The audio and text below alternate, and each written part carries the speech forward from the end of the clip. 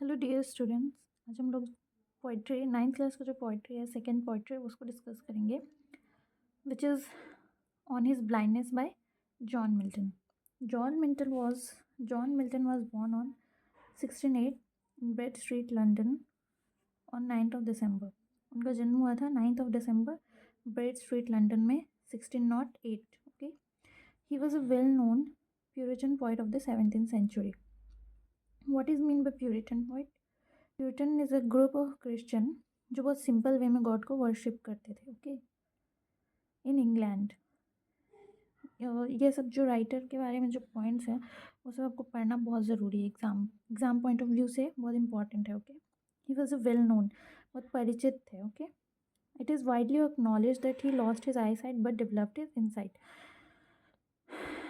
ऐसा माना जाता है कि ऐसा मतलब जानते हैं लोग कि उनकी जो आँख का जो रोशनी था वो बहुत कम एज पे चला गया, लेकिन जो उनके जो अंदर का जो इनसाइट था बहुत जल्दी, मतलब बहुत ज़्यादा था। मतलब वो डीप नॉलेज, मतलब किसी भी चीज़ का उनके अंदर डीप नॉलेज था। मतलब डीप नॉलेज रखना वो पसंद करते थे और बहुत ज़्यादा नॉलेज था। भले उनका आँख नहीं था लेकिन बाकी सेंस उनके बहुत ज़्यादा काम करते थे। Okay, he composed L'Allegro and Il Penseroso in 1632। ये सब उनके कुछ काम है। ओके, ये सब को रट्टा मारना होगा। L'Allegro, Il Penseroso in 1632, Comus in 1634 and Lycidius in 1637. His great epic poems were, उनका जो कुछ बहुत ही फेमस, जो बहुत प्रचलित था कुछ कहानी, जैसे कि पैराडाइज लॉस्ट जो कि पब्लिश हुआ था 1667 में, पैराडाइज रिगेन दोनों 1667 में पब्लिश हुआ था, Paradise Lost and Paradise Regain. Along with the play Samson Agonistes were the highly thoughtful and everlasting creations. उनका सैमसन एगोनिस्ट जो था बहुत ही फेमस और थॉटफुल प्ले था, मतलब बहुत ही अच्छा, मतलब विचार करने वाला प्ले था उनका, एक कहानी था ऐसा। एंड एवर लास्टिंग क्रिएशंस, उनका बहुत, मतलब एवर लास्टिंग मतलब जो बहुत अच्छा था, मतलब जिसका कोई लास्ट ना हो। एवर लास्टिंग मतलब वो यादगार, वो बहुत यादगार स्टोरी था। He was known for grand style, उनको अपने ग्रैंड स्टाइल के लिए जाना जाता है। मतलब जो उनका राइटिंग का स्टाइल था वो तो ग्रैंड था, मतलब बहुत अलग था, बहुत स्पेशल था। On a blindness is a Petrarchan sonnet. On a blindness is a Petrarchan sonnet. क्या होता है पेट्रार्कन? पेट्रार्कन सोनेट एक टाइप है। ओके, जिसमें 14 लाइन्स रहता है। The opening 8 lines are called octave, whereas the ending 6 lines are called sestet. आगे का जो स्टार्टिंग का जो 8 लाइन्स है उसको बोला जाता है ऑक्टिव, और जो लास्ट के 6 लाइन्स रहते हैं उसको बोला जाता है sestet. Okay, this sonnet deals with the mental condition when he was deprived of his eye site.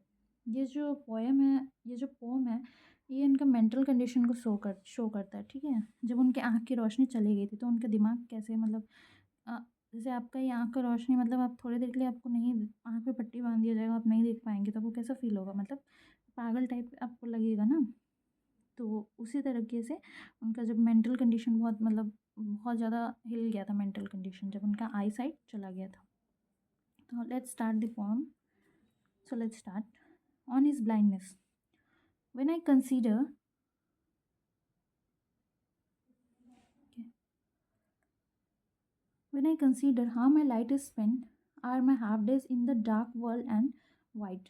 यहाँ पे क्या बोल रहा है राइटर कि जब मैं याद करता हूँ कि मेरे, मतलब दिन कैसे गुजर रहे हैं, मतलब कैसे मेरे आधे दिन गुजर रहे हैं अंधेरे में और बहुत लंबे दिन, वर्ल्ड एंड वाइड, मतलब मेरा जो दिन है बहुत अंधेरा, अंधकार हो गया और बहुत ही ज़्यादा बड़ा हो गया मेरा दिन।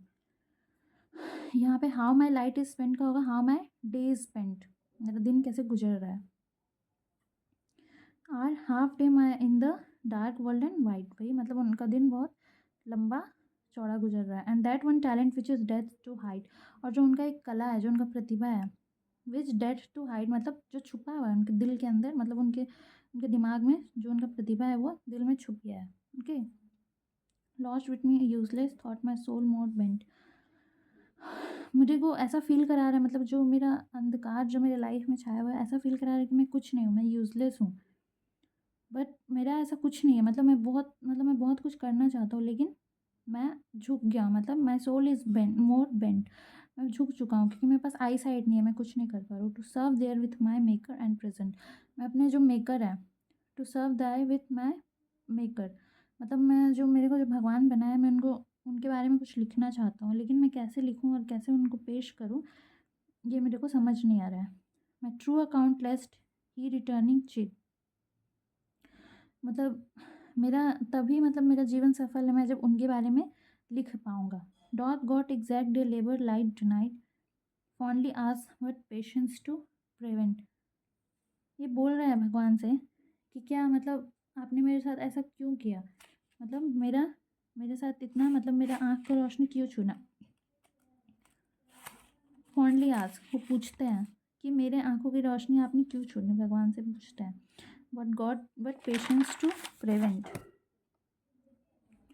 फिर उनको जवाब मिलता है, जो उनका पेशेंस है, जो अंदर का उनका पेशेंस है, मतलब जो उनका सहन शक्ति है, उससे एक जवाब आता है। That murmur soon replies God doth not need either man's work not his own gifts who best bear his mild yoke. वो बोलता है कि भगवान को किसी आदमी की कोई ज़रूरत नहीं है, मतलब किसी आदमी की कोई सेवा की ज़रूरत नहीं है। भगवान ऐसे आदमी पे भी खुश है जो उनको कुछ नहीं देता, ना उनका पूजा करता है, ना उनको चढ़ाता है, बस where is mild work they serve in best his state. भगवान उन्हीं से खुश है जो उनके, मतलब जो भगवान उनको दे रहा है लाइफ में, उस चीज़ में सेटिस्फाई कर ले। मतलब भगवान उनको दुख दे रहे हैं तो मतलब वो समझ ले कि भगवान का यही मर्ज़ी है, इसको सोच के अपना जीवन व्यतीत कर ले, तो भगवान ऐसे लोग से ही खुश है। उनको ना गिफ्ट चाहिए, ना उनका पूजा चाहिए, ठीक है, उनको कुछ ऑफर नहीं चाहिए, ना गिफ्ट चाहिए। इस kingly his state is kingly, his state is kingly, thousands at his bidding speed. जो राजा का दरबार है बहुत, मतलब वो राजाओं के राजा है, हिज स्टेट इज किंगली, मतलब उनका जो दरबार है बहुत ज़्यादा, मतलब भरपूर है, मतलब संपन्न दरबार है।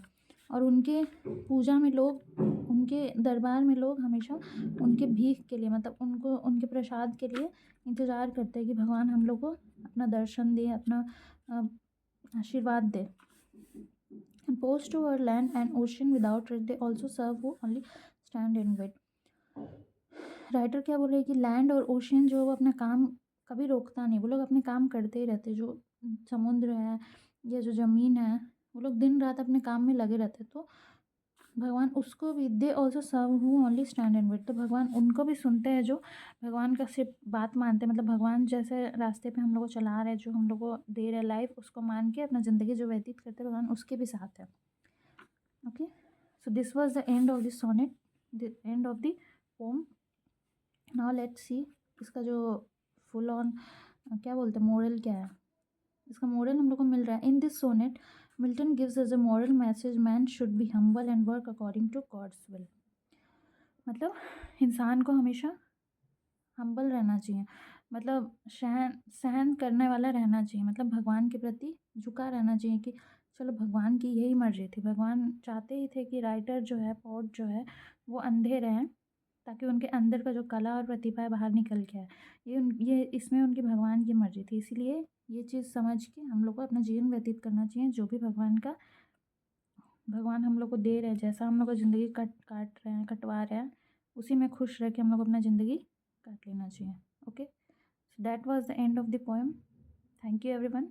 If you really like my video, please like, share and subscribe my channel. So we'll see you in next poem, okay? Poem or story. The end. Okay, have a nice day.